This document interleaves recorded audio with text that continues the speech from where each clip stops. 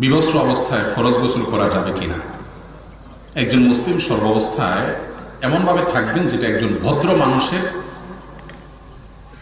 আপনার রূপ তার মধ্যে প্রকাশ পায়। এই জন্য সাধারণত কোনো মুসলমান গোসল ফরজ হলে গোসল করতে গিয়ে টয়লেটে একান্তে দরজা বন্ধ কেউ দেখছে না, এই অবস্থায়ও বিবস্ত্র না হয়ে গোসল করাটাই হলো তার জন্য সুন্নাহ।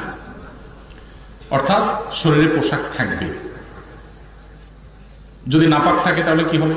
নাপাক থাকলে সিস্টেম হলো কাপড়ের যেই জায়গাটায় নাপাক লেগেছে ওই জায়গাটাকে হাত দিয়ে ধরে আগে ধুয়ে ফেলবেন, একটু ডলাডলি দিয়ে 2-3 বার চিপ দিয়ে দিলেন, ওটা পাক হয়ে গেল। এবার আপনি গোসল করেন, শরীরে পোশাক আছে। এরপরে পোশাক পরিবর্তনের সময় একটা গামছা তলিয়া পরে আপনি লুঙ্গিটা খুলে ফেললেন, পোশাক চেঞ্জ করলেন।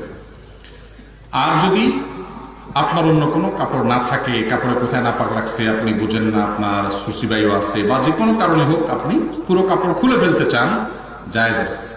বাথরুমে পরিপূর্ণ কাপড় চোপড় সব খুলে বিবস্ত্র হয়ে গোসল করলে সেটা জায়েজ আছে, কিন্তু এটা ভালো কাজ না। ওই যে ভালো মুসলমান হইতে হলে আপনাকে অনেক কিছু বাদ বিচার করতে হবে। নামকাওয়াস্তে মুসলমান হলে আপনি করতে পারেন, কিন্তু আদর্শ মুসলমান হতে হলে আপনি টয়লেটে কেন স্ত্রী সহবাসের সময় পর্যন্ত পরিপূর্ণভাবে একেবারে বিবস্ত্র হয়ে যাওয়া, এ সম্পর্কে বিভিন্ন বর্ণনা থেকে নিষেধাজ্ঞা পাওয়া যায়।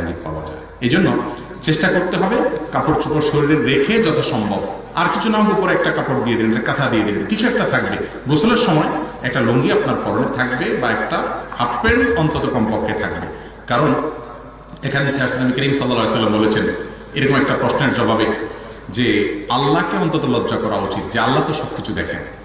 এই জন্য একেবারে বিবস্ত্র হয়ে গোসল করাটা উত্তম কাজ না, ভালো কাজ না। কিন্তু যদি করেন বড় কোনো গুনাহ হবে না, হয়ে যাবে গোসল।